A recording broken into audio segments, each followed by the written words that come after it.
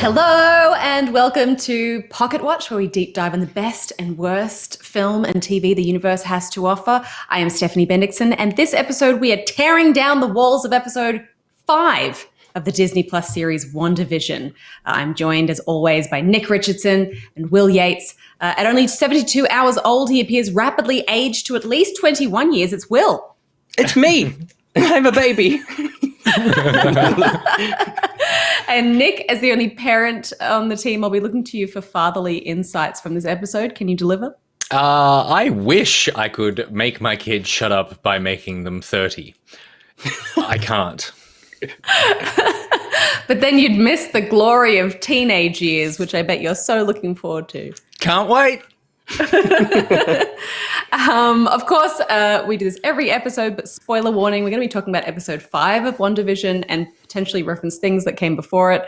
I don't know why you would start here if you hadn't watched stuff before that. But if you haven't seen episode 5 of WandaVision yet, then just tuck this link away into your pocket for later until you're ready to come on this journey with us. So I figured we'd just start with a bit of a temperature check just to see how everyone is feeling after that episode. I know that Nick, after episode 4, you were feeling a little bit apprehensive about the pacing and where it was going. Mm-hmm. Let's start with you. How are you feeling after the events of episode 5? Because it was a pretty huge episode in terms of what was, revealed. Yeah.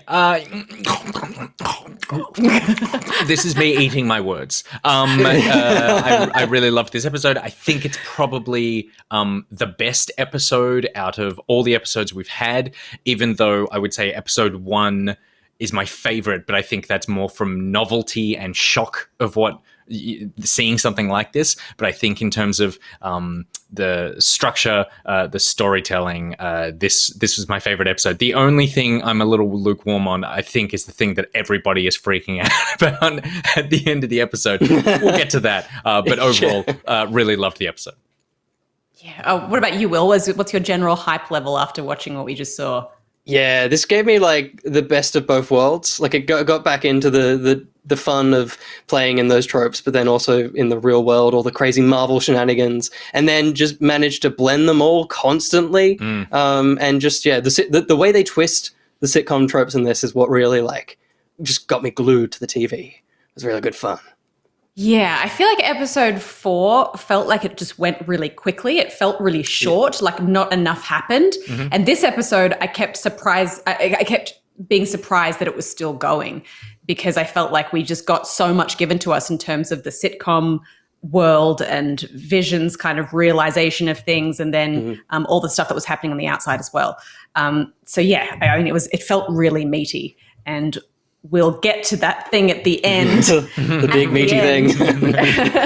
But I think what we might try doing this time is just kind of breaking it down scene by scene and talking through the episode chronologically. So if we look at scene 1, we've got this kind of very late 80s, early 90s. I think it looks kind of Family Ties-ish, based on the intro that we saw with that kind of painterly thing. Wanda was putting the kids to bed. They have a lot of like family joking around stuff, and then Agnes arrives. Ooh. And straight away we had previously in these kind of sitcom-focused episodes, they go on for quite some time before we have a moment that really pulls us out of it. But this happened really quick this time, obviously, because that illusion has been broken for us.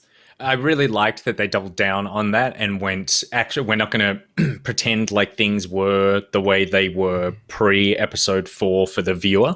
And I actually think it's the big strength of this episode is the way that the sitcom is continuously breaking down and then trying to pick itself back up. And you can feel like the gears of like Wanda figuring out what's going on and trying to get this like huge ship back on track as slowly we watch Vision fighting against it. And I think that it was great that the first choice for this was Agnes, that she was the first, because she can do no wrong in terms of that performance. And so that breakdown where she was like, do you want me to take this line again? Also to me was, and we see later on that there is an element of mind control in this, but that line for me also implied that she's not being mind controlled, that she's actually she is making a choice to perform, so therefore she is someone significant to Wanda and not just a random townsperson.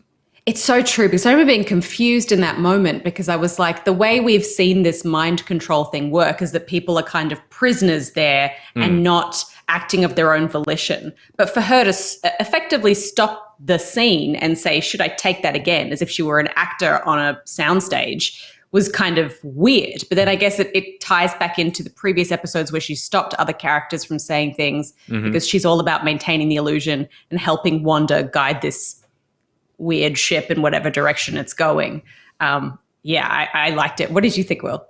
I thought it was really cool. And I think it sometimes these kinds of shows make the audience feel dumb, where it's like, we're just going to pretend everything's peach keen after last week and then drip feed it, like straight away being like, we're on the same page here. Even Vision is on the same page as us now. It's like, let's just get to the meat of this. And yeah, I think Agatha's always been a bit mysterious. And I think putting this up front, it means that scene where she cuts off Herb, no longer is it they're both, I mean, Herb may still be in on it. Now it really does feel like she was the one that's like, this isn't important to the story. Let's not give him this beat. Yeah.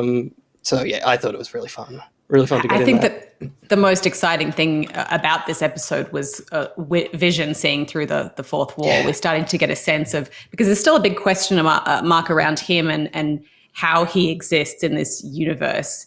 Because if she can create children out of nothing, and she has an understanding of who Vision is and could be if he were to kind of be reanimated somehow, it's hard to know if that means he exists as himself or if he's just a construction of her mind. I don't know, but watching him go through these realizations and having autonomy is the most exciting part. I like as well that it casts Vision, which he had been on and off in the last few episodes, but in the role of the audience, where he is going, oh, what's happening here? Like, we're now on, or at least for me, like, I'm on his side in this now. Like, before I was on their side, and now I'm on his side, and I am going, I want you to figure out what's going on here. I want you to put a stop to this. So yeah, no, it was a super strong start. Yeah, awesome. So if we move on to scene 2, that's Monica Rambeau waking up and the kind of briefing. And she's sort of recalling what she felt while she was in Westview and, I guess under the control of Wanda. When she woke up, when she was kind of like first yeeted, the first thing she said was, it's Wanda, it's all Wanda. And now she talks about the fact that it was a construction of a bending of reality. She was like, it was a feeling of hopeless drowning. It was grief. And then everyone seems to then accuse her. There are accusations against Wanda that she's a terrorist for doing this, for trapping all these people in there, that she has some kind of grand ulterior motive. Sure. And I like that they even bring up the fact that, like, in terms of power level, she's using powers that we've never seen before, and that's just a huge threat. And I think someone even references, like we did last week, that she could have killed Thanos if he hadn't brought on his armada. Like, they're very much like, this woman is a threat. Yeah. Yeah, I feel like as well, it was real. The big revelation there was that it was, a new reality that she was creating rather than an illusion. Because it seems that when we think about the Marvel universe and like Professor X, for example, and how he can kind of create realities that aren't there by just making people see things that aren't there, and it feels like that's what Westview was. But the fact that matter is physically changing when it passes it through that field, and the things that are in there actually exist in real life, it's just like a different reality that she's creating, is really crazy. Yeah, and it was good to have this stuff confirmed now, I think, as well. I think there were a couple of questions like that where we knew that the towns, we knew that it was real town, we knew that the people in Westview were actual people, but there was still that question of like, why do they all look like they're in the 50s and the 60s and that sort of stuff. And I think that dragging that on for too long is probably the wrong creative choice. So the fact that they sort of like address that and answer that question pretty early now is good. Even though I still do get a bit of a vibe that we're just like, again, Reddit threads here where they're just like ticking these boxes of like, yes, this is the thing that you thought. But yeah, I think that it was a good choice to sort of make that clear now. Yeah, I feel like I need clarity on the sequence of events, in that we had this revelation when we saw the security footage of Wanda stealing Vision's corpse. He was in a S.W.O.R.D facility. We don't really know why or how he ended up there. And I have a lot of questions on how the idea that Wanda was kind of subconsciously doing this and unaware of what she was creating in the beginning. Yeah. How did she go from stealing Vision's corpse to creating a new reality? Like, I'm really curious about what the steps are between those two events. Totally, because that line was a bit strange to me, because where she was talking about maybe at the end of the episode, and jumping ahead just to reference this Vision reference, maybe you weren't in control of this at the beginning, but now you are. But it's like, oh no, if you went and stole the corpse of your dead partner, then I'm guessing that you had some sort of plan to this, unless she like rescues him and then sort of unwillingly does this. Yeah, exactly. This scene, I assume, was the footage ever released? Cut scene. I thought it was really interesting. Yeah, because I feel like they never actually shot it. It was a scripted scene that she steals the body. Okay. This is the first time it's ever been seen in terms of actual footage.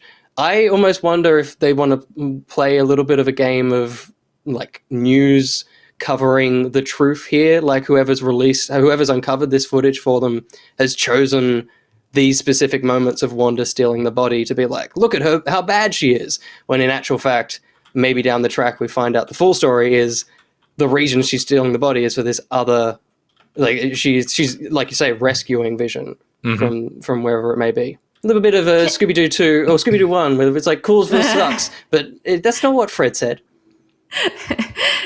Can Vision like exist without the Mind Stone though? That is the wild factor in the comics. I don't think the Mind Stone is as literally attached to him as it is in the films. But I mean, yeah, in terms of his creation in Age of Ultron, that is the deciding factor in terms of him having a mind. Yeah, totally. So kind of key in his death as well. Yeah, totally. Yeah.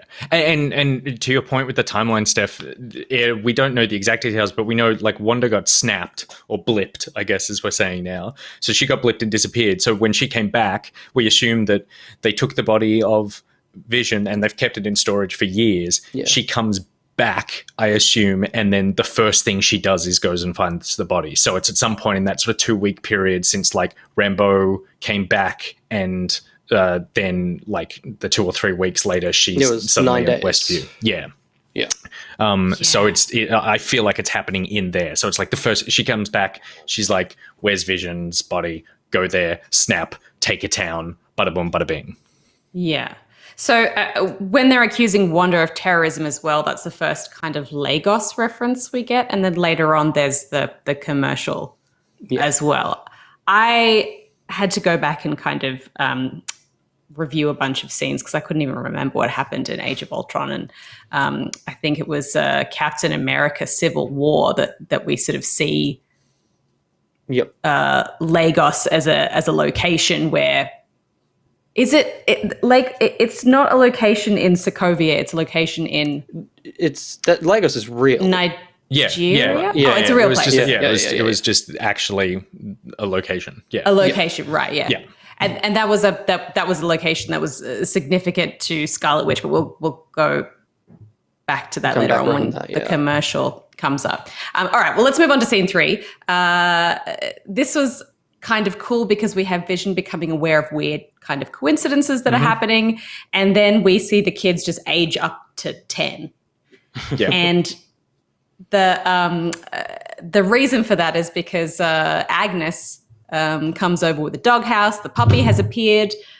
This puppy, I had to do some reading, but apparently is a reference to a character in a Vision comic. It's called Vision. It was written by Tom King. It is where Vision basically wants to do what Wanda is doing here and have a normal, quote unquote, normal suburban life, and he creates his own family, which includes this dog, Sparky. In the comics, Sparky is green, although similar to what happens here. He's like an android dog or something, isn't he? Yeah, well, Sparky is like a neighbor's dog that accidentally gets killed, and Vision's like, you know what I'll do? I'll make this into an android dog for my kids.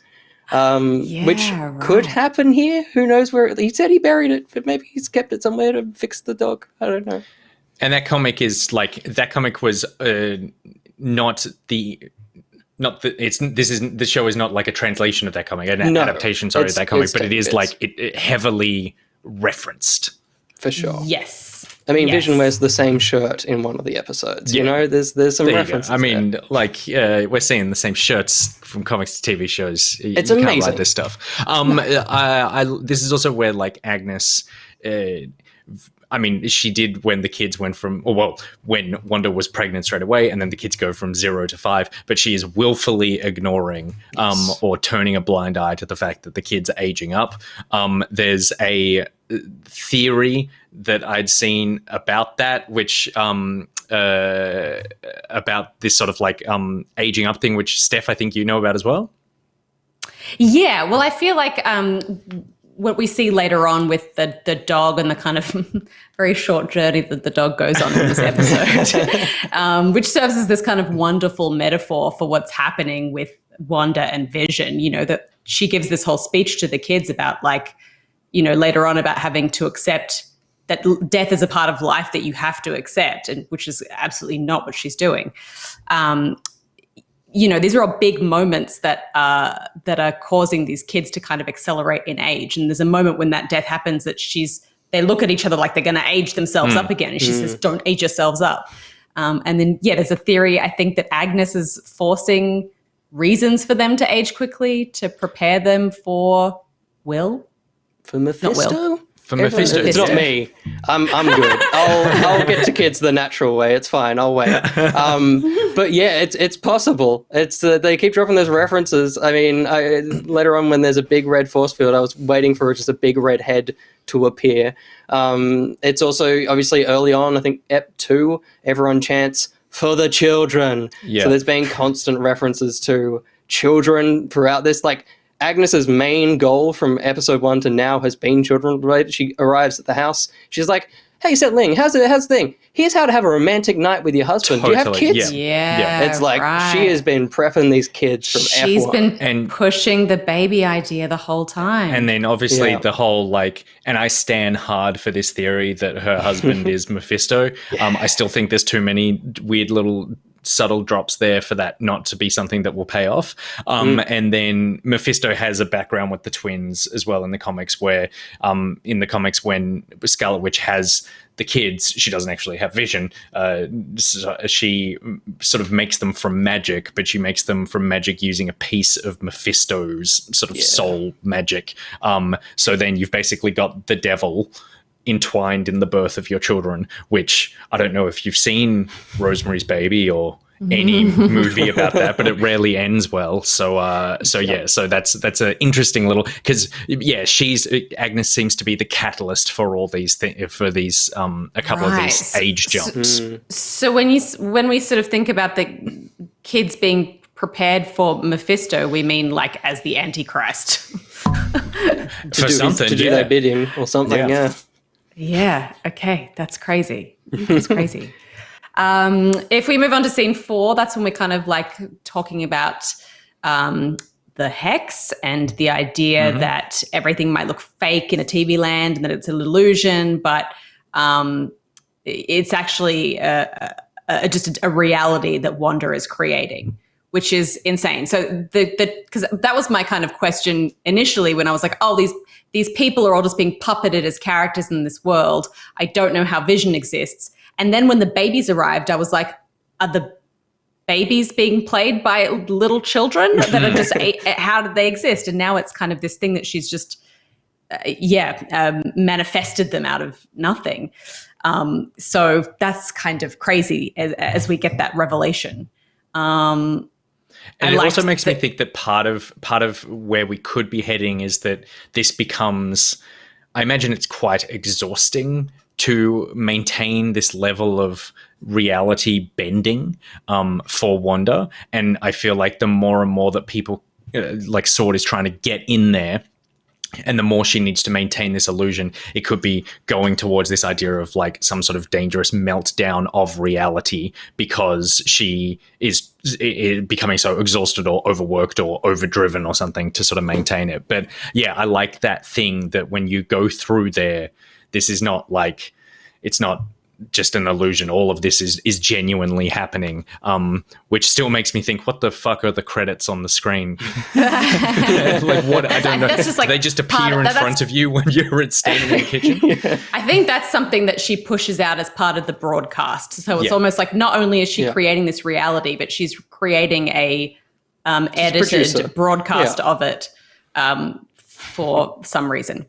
It'd be so much easier if she didn't do that. Like, making TV is really hard. So if she wasn't beaming it out, she probably would have got away with this. Yeah, it's very much for our benefit, really.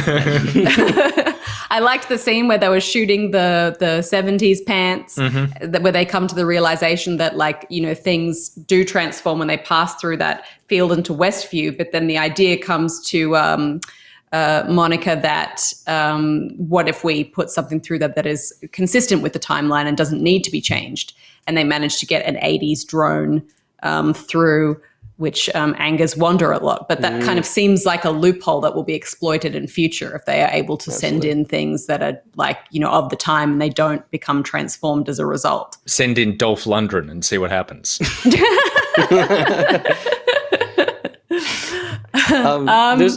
There was another bit in here which was referencing Captain Marvel, which Monica did not enjoy that name going up. Which, for me, I'm very worried because one of the things I do not enjoy in fiction is like fabricated, aggressive like battles between characters that could just have a quick talk and it's fine. Because we know Monica is going to turn up in Captain Marvel 2.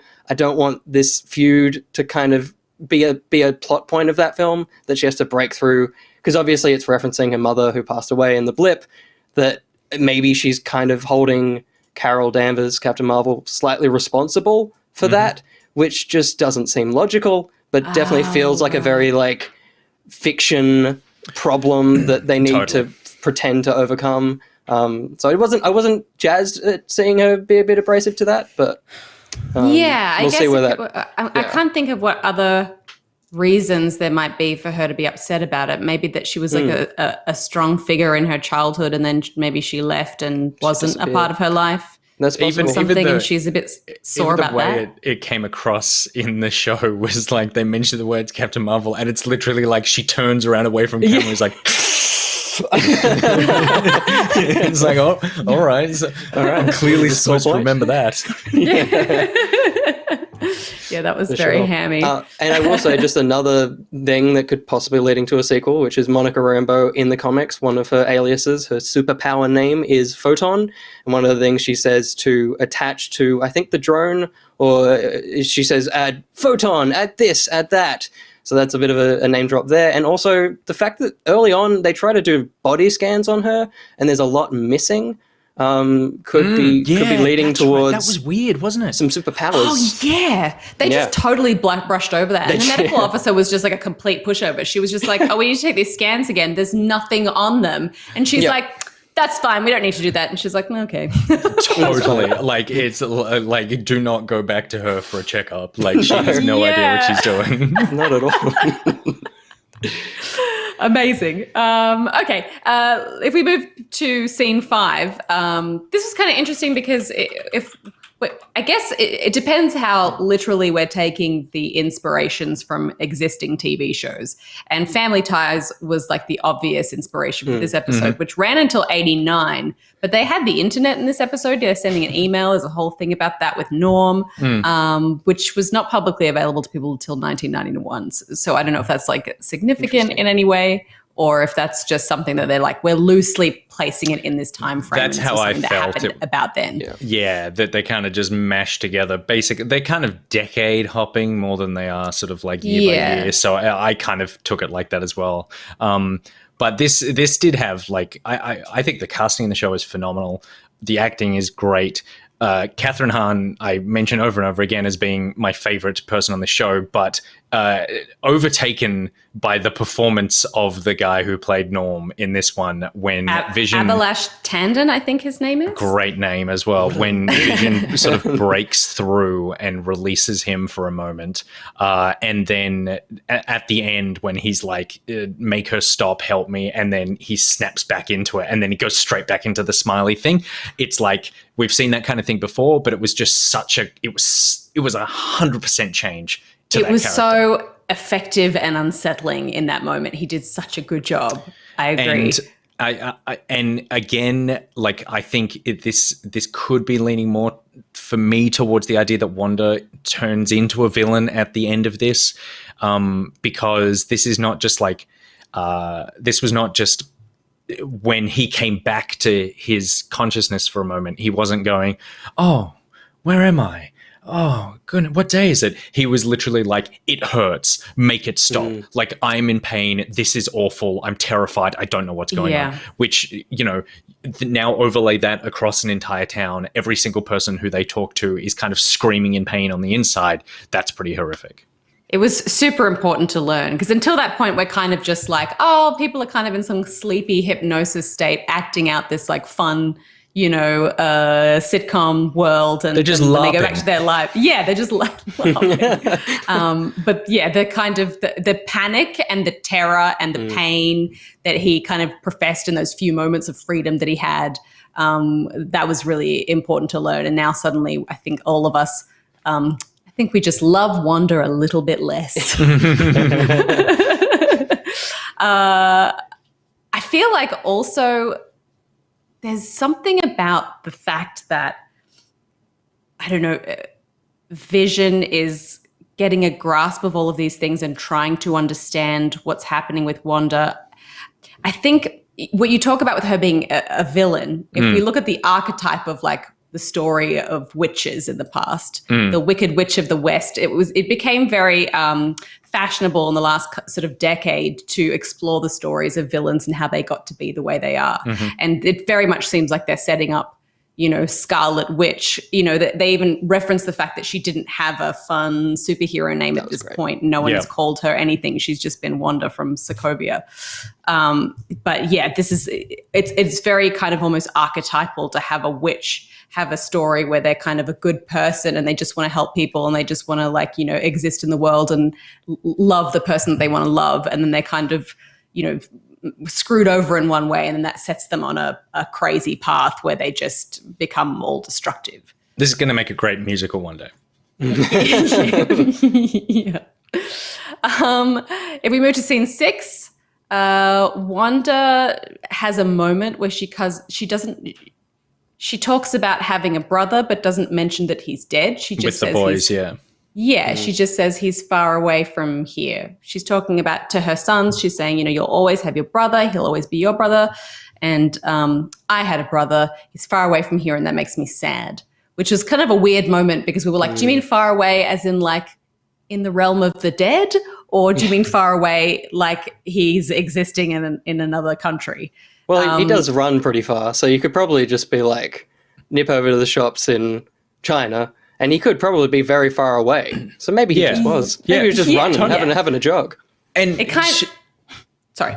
No, I was just going to say, but a couple of episodes ago, she had said that he was dead. In the conversation with Geraldine Monica, had a conversation about how he died. And I wasn't sure whether or not to read this as she is losing herself in the fantasy, or if this was the kind of thing which some people say to kids, you know, like trying to not explain death. Even though, just little side note, like we made the conscious decision raising our kids to tell them about death and not make it like the scary thing, but just sort of like when Banjo finds something that's dead, we explain, oh, dead is when something goes away. And then today, Elkie started coughing when she was eating dinner, and Banjo looks at me and screamed, "She's dying!" And I was like, oh God. Brutal. Yeah, maybe we made the wrong decision. But yeah, it was sort of setting up this idea of Pietro as well for the big reveal at the end of the episode. The big meet.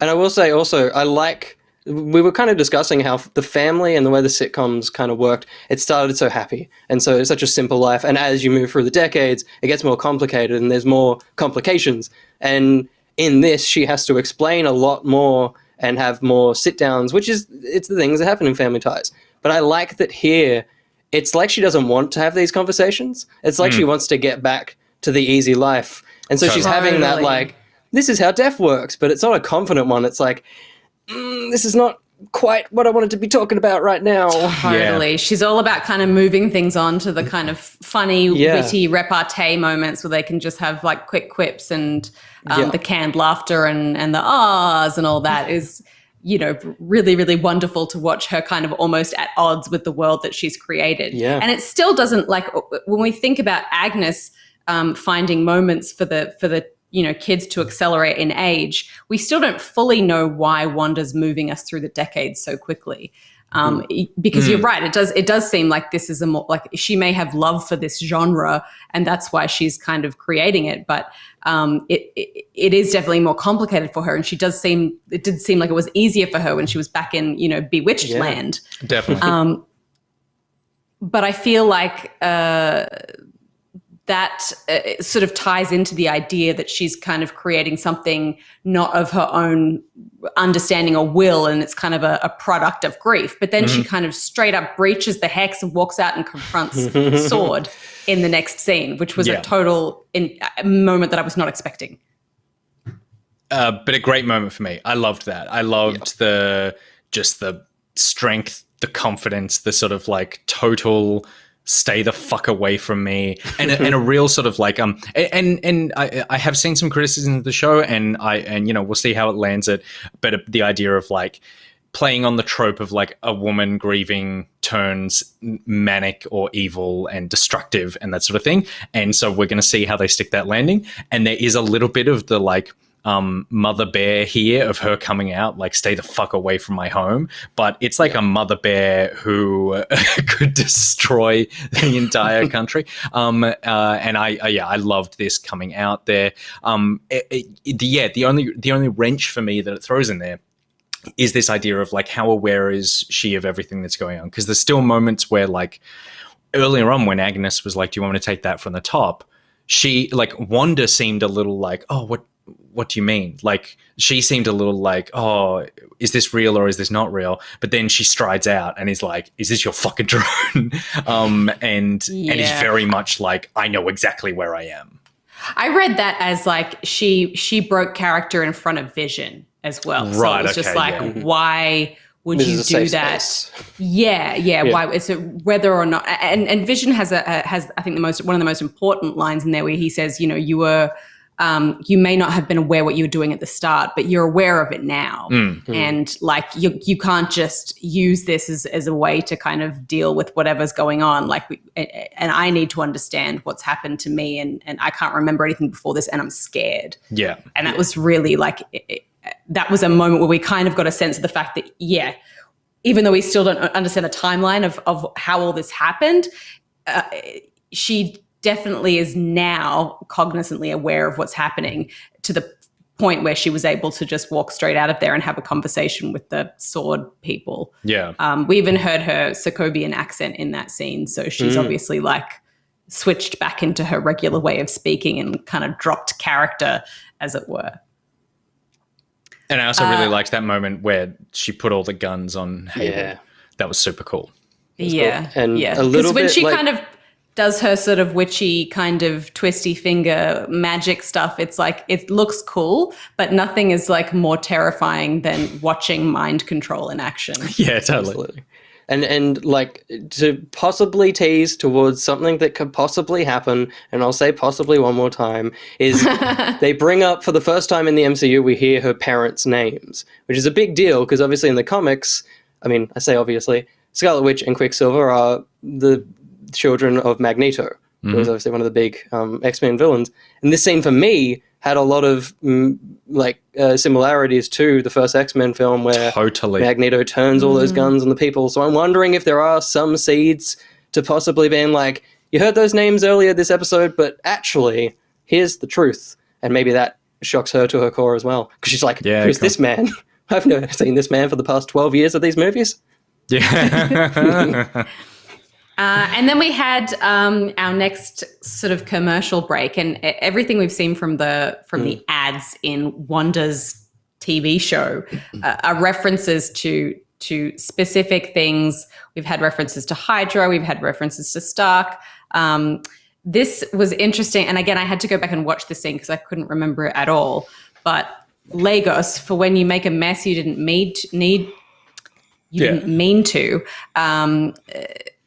I remember it's fucking dark. Vaguely so good scene in Captain America: Civil War where there was I think there was like a terrorist dude who was trying to steal a biological, like a weapon from a lab in Lagos, and then he blows himself up trying to kill Captain America, but Wanda's there and she kind of telekinetically contains the explosion and kind of just throws it off into a building that had a bunch of Wakandan humanitarian workers in it. So in her efforts to save Captain America, she killed a bunch of innocent people.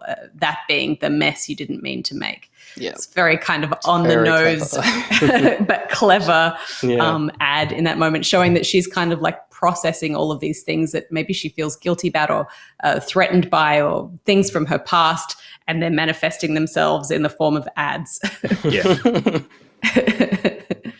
I loved the ad as well. It's funny, like there's so much that's being told about the MCU in this show, but when they really double down on the detail and the references to the sort of source material that they're kind of paying homage to, it's great. And we see that in the opening credits, but also in this commercial with the kind of like, it was like an infomercial style thing with the like wiping of the liquid on the table. So when I saw that, the first thought that came into my head was literally like a production thought, where I was like, I guess the way they did that was they went and bought the best paper towel, and then they also bought a really bad paper towel, and then that's how they achieved that effect of like making sure that one pushed the water over the edge and that one actually soaked it up. And I was like, because I was like, how did they do that? And then I went, oh no, they probably just bought really shitty paper towels for one of those, and that's how they did it. And then at that point, the ad was over. Yeah. I love that was your thought process. I think it's also like, I don't know if it's like a reference to spilled blood and stuff like that as well. 100%. Yeah, there was definitely a blood. Yeah, definitely. Yeah. If we move on to scene 9, more blood was spilled once we realized that Sparky had died. So Sparky had a very short life in this episode. Serving as a metaphor for what's happening. As we mentioned before, Wanda's sort of giving this speech about the fact that death is a part of life we need to accept, which is not what she's doing. And then the kids kind of go to like age up again because they don't want to deal with the emotions that they're feeling. And I guess we don't see the dog die. We just see Agnes holding the dead dog. So I think we can safely assume she murdered Sparky. She snapped that dog net.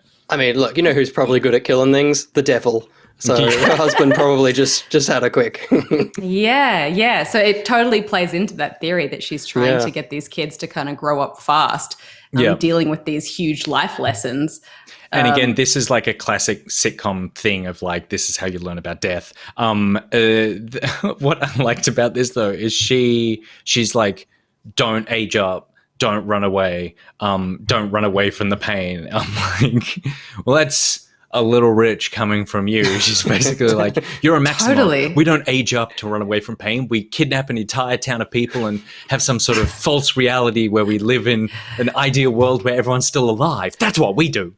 I was almost expecting another ham-fisty moment from her as she realized that what she was saying was like totally ridiculous and hypocritical. But no, she was just like, she just carried on with it like it was no big deal.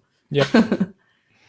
In scene 10, which is kind of like the final scene of the episode, Vision confronts Wanda, and this is one of the coolest things I think we've seen in the entire series, where she basically just tries to shut the argument down, and he's saying, Wanda, like, you can't just, you know, go to bed and then changing everything again and just keep us moving through this weird, nonsensical sitcom cycle. Like, you need to tell me what's going on. Like, I know that you know what's going on. You maybe didn't in the past. And she just is like... He's like, you can't just end the conversation. And she's basically like, watch me, and rolls the credits. And then they keep fighting during that credit roll. And then he fully like becomes his full self, and they both fly up in the air. And it was such a cool, tense moment. And we were both just like, I think the part of you that still needs the standard conventions of television to mean something is just like panicking when you watch that, because you're like, what's happening right now? Will, was that moment for you something that you were kind of expecting at this point? It was, well, the thing that threw me was, I think they've specifically, like, he doesn't remember being Vision in that anger. She's like, you have never talked to me like this before. So yeah, that was the moment where I went, oh, so this isn't the Vision. This is what her dream person who is slowly becoming cognate. And it's like, it actually felt, look, Captain America and Tony Stark punched each other, but this was like, this is pure aggression. And I actually felt uncomfortable watching it. I'm like, I don't like this. Like, where is this going? Yeah. The only thing I was like, well, she can handle herself. But I loved all of this so much. I think that that idea of being on Vision's side throughout this, wanting him to figure this out. He comes home, genuine, because we've danced around it for a few episodes, this idea of like, Wanda, what's going on? And then she kind of shuts it down, and then he gets distracted. And this was really like doubling down. I broke into Ned's brain or whatever, like Norm's brain, sorry, like genuinely pushing and pushing and pushing. And then it was at this point, and we've spoken about it a couple of episodes ago, that part of the joy of the first few episodes of this was seeing Wanda and Vision, who are two pretty serious characters in the MCU, be really light, show comedic timing, and they just like have this sparkling relationship and that sort of thing. And then in this, when he was like, I don't remember anything before here, I had the same realization as you will, where it's like, oh yeah, it's not him. It's like who she remembers him to be and more importantly wants him to be. Because when this happened, I also went, oh, Vision in the MCU actually was not this person who knew how to deal with other people. Like, he was very robotic. He was super awkward. Yeah, like he was very logical and not this person. He's actually the one that like is trying to, like, when the kids were sad about the dogs, like he's actually comforting them as a human father, not like, well, we can just get you a new dog. I don't like, everything dies, blah, blah, blah. So in this moment where he gets angry, I really saw it as like, Vision doesn't have emotion, but this one does. And for me, it was like, because he is a reflection of her emotion as well. She's putting into him what she wants from him, but also what is inside of her. Yeah, and that whole standoff scene I thought was phenomenal, because she's like, I'm not used to this, because that's not who he really is. I don't know that he's like devoid of emotion. I feel like he kind of was an AI that was very much learning in the start, but throughout the course of his relationship with Wanda, he became very like, much more human and kind of loving in the end.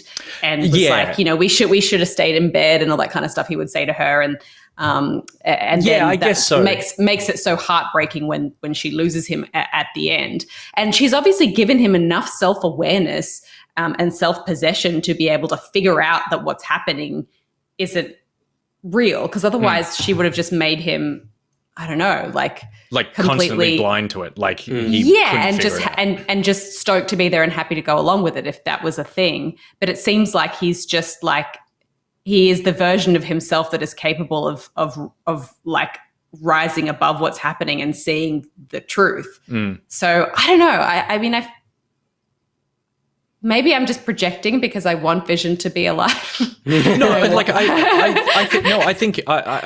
totally get what you're saying, and I definitely see that. I think for me, I just always seen Vision as someone who, like, he had a respect for humanity, and he definitely loved Wanda. I think that was never in doubt. Yeah. But I never ever saw him as like human. I always saw him as like someone who has learned how to be around humans, but not someone who is human. Whereas in this show and in these scenes, I just see a very human man grappling with something that he can't understand, for me, I thought that was interesting. Totally, I think that's like the sitcom kind of characterization that everyone's been given in Wanda's Westview world, for sure. But yeah, it was such a great moment, and when he's sort of talking about the fact that he can't remember life before Westview, and he's like, "I don't know who I am. I'm scared." Like it was really like it cut through everything that we've. That and then the scene with Norm before cut through everything that we've kind of come to enjoy about this show. And suddenly it's like I feel like we all wanted, we even said in previous episodes, we wanted to stay in this sort of sitcom land for longer. And now suddenly it feels like we just really, we want them to succeed and get out of it somehow. And then all of a sudden there's a knock at the door. Just before you get to the knock on the door, the last thing I'd just say on that is that, and you mentioned at the top of the show, I'm the father here, and so my perspective on this is the line when Wanda says to him, like, "You're my husband and the father of our kids, isn't that enough?"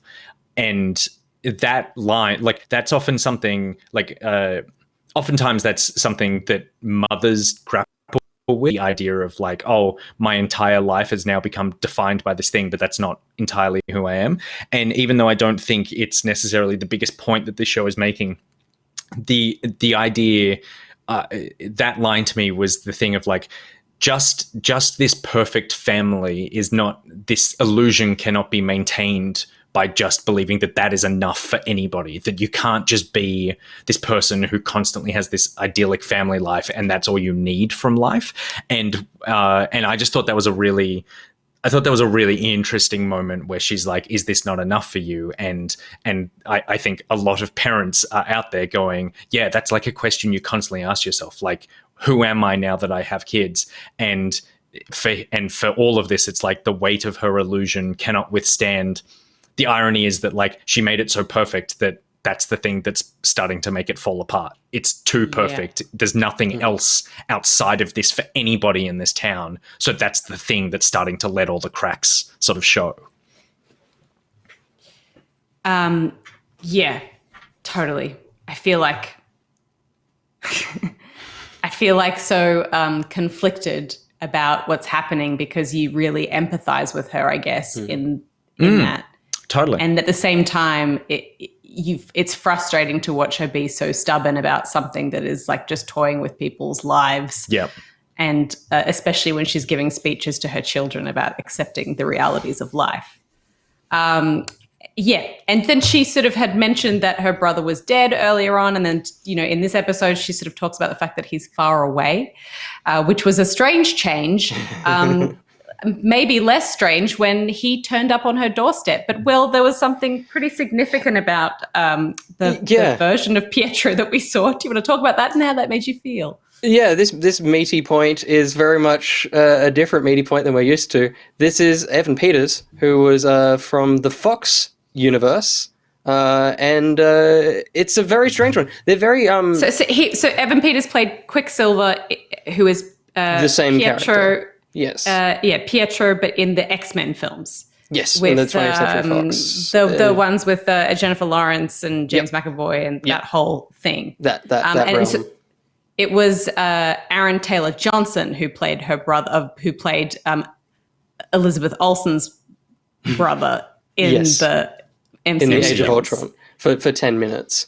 And I this is just such a bizarre and like sudden thing. I think for a lot of fans, they were kind of hoping this would be the place that it's an easy in for Quicksilver to come back to the universe.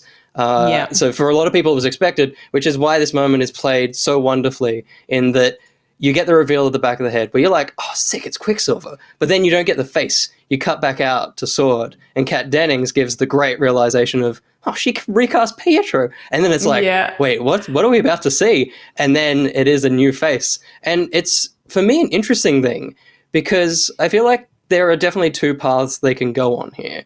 The, like, simple path for people like my mother and father who were watching it with me is that as they kind of establish throughout this episode is that there is real people that she's cast in this thing. Like they reiterated in this, and I feel like possibly for this reason, which is this could just be a person that looks like Evan Peters.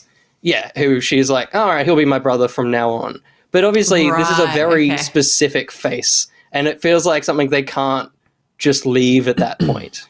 Why do you think this was like a very deliberate choice by Marvel? Was it a situation where they were just like, we don't really like Aaron Taylor-Johnson in this role and we really loved Evan Peters, we want to bring him across? Or were they like, he wasn't available, so they were like, we'll just use this guy? Or were they just like, we want to set up the idea of a multiverse and bring this character off and just blow people's minds? Option C, I feel like we're definitely, I'll use this word, and I know it's a scary word for some, this phase is very much going for the multiverse. The big next Doctor Strange film, which has Scarlet Witch in it, is the Multiverse of Madness. So it's very much angling towards that realm. So I feel like this is a stepping stone into that, to be using this. Are we going to see Doctor Strange in this series, do you think? I feel like he'll either be in the last episode or be the post-credit tease for this series. To kind of neatly tie the bow on that link to the next Doctor Strange film. The kind of trilogy they're setting up here is this show, Spider-Man 3, which Doctor Strange is in, and then Doctor Strange 2, which is Scarlet Witch in that. So there's kind of somewhat of a trilogy forming in this phase. I think that I loved Doctor Strange. I'm excited that this is all kind of linking towards that journey because I thought it was really cool and I'm excited to see more of it. I think that the multiverse thing is very possible. The one thing I'd say, I think it's like, I think it's a really cool thing that you would do from a fan perspective, but I think it's a very complicated thing to do from like a storytelling business, like ownership perspective. Like a lot of choices were made by the Fox films that not necessarily Marvel would agree with. So it's like you cast all these people and they may not be the people that we wanted. If you start bringing some of them back but others not, that gets a little weird to me. I read this as being like the ultimate fan service because of all these things conspired to be able to allow this moment to happen. I don't think I was a huge fan of it because to me, it really felt like fan service. If it pays off with this multiverse thing later, then I buy into it more. For me, it was so much just like, look what we managed to do. But I think that obviously Quicksilver died in the MCU. So he's dead, and his body is not in cold storage somewhere. So she couldn't bring him back. Yeah. So she had to have somebody. And I feel like that the tone, the like controlling idea of the show is someone dealing with grief over loss. And I think that her reconciling with Pietro's death also has to be part of that letting go process. If she is to let go of Vision at the end of this, it also means she needs to let go of Pietro. So to me, it was like, he's not the person, he's not that person in the the MCU is not pulling in someone from a different universe. It's actually like, we just did some clever casting here because we can in this moment.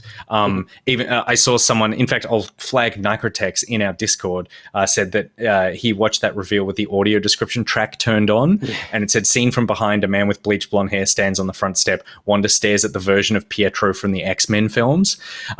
And again, you can read that as like, you can read that as that's what they think in the show, or if that's the audio description track, so that it's literally like it's telling you, if you can't see that, it's telling you what you're supposed to be surprised by. I feel like though, because it's the kind of real world knowledge we have of Disney acquiring Fox and all of these worlds kind of belonging to Disney now, it makes sense that they make it's almost like a massive flex where they're just like, we can do what we want because now we own everything, and we're going to just pull this character in, and this world is wacky enough for us to be able to pull it off because of what's happening here.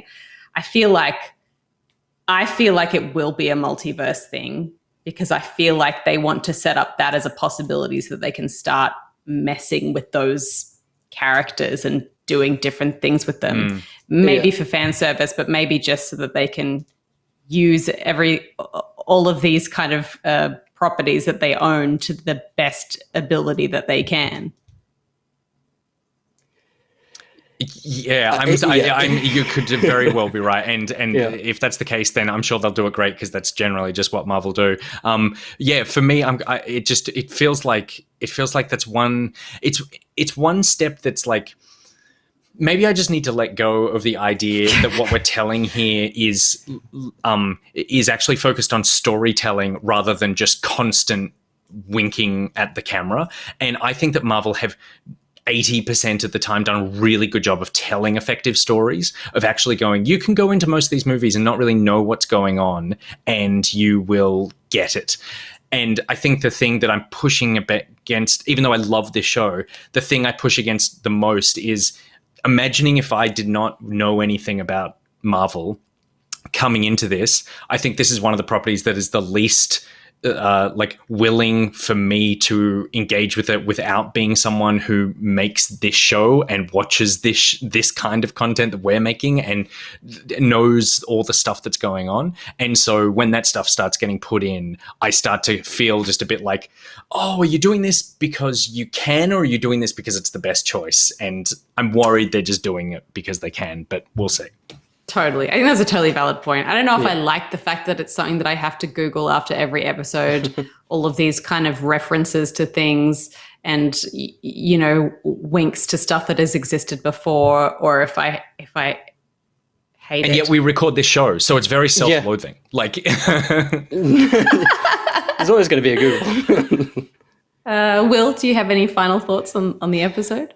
As someone said, or what's likely to come? Yeah, well, I mean, the biggest thing is still those kids. In the comics, those kids do a lot more than grow. So I feel like next week we should see a little bit more happening in terms of they are the children. At least I think in this, it's just really Scarlet Witch. I don't know what Vision really did there, but they have powers. So I'd like to see said powers. And next week, next week is also the Halloween episode. So there should be some good fun ahead. Yeah, cool. And I do think that that definitely this episode very much confirms for me that the kids are actually a massive part of this, because knowing what the kids have in store in terms of the comics, that if you've put this kind of timeline on the growth of the children in one episode, that you go, okay, we've got 4 episodes left. We're probably going to see a reveal of powers in the next episode or the one after. For sure. And so therefore that's actually what this show is about her 2 kids, which builds into the Mephisto stuff, which builds into like a bunch of other things. And that's Avengers. Kind of where we're pivoting this story, is like introducing this timeline, introducing Wanda with Doctor Strange and blah blah blah. So yeah, it's exciting to see what will come. This whole show has been a device for setting up these 2 children for potentially future TV shows and or films. You could say that this TV show, 9 episodes, 9 months, it is in fact a pregnancy to bring these characters into the MCU. Beautiful. Thank you very much. Okay, well, I think we should probably leave it there. That is it for this Pocket Watch on WandaVision episode 5. If you enjoyed our wild ruminations and speculations, please check out our Patreon at patreon.com/backpocket and become a sponsor. And podcasters, drop a review on your podcasting platform. Please, please. It really helps us a lot. I know people always ask this, but now we're asking you because it does actually really, really help us. And in your review, if you were having twins, tell us what you would name those twins. There you go. Little inspiration, right? Thanks for watching / listening. Check out all the rest of our stuff as well on youtube.com/backpocket channel. We do heaps of things. We're also back_pocket on Twitch. Nick, Will, thanks for the chat. We're going to be back next week.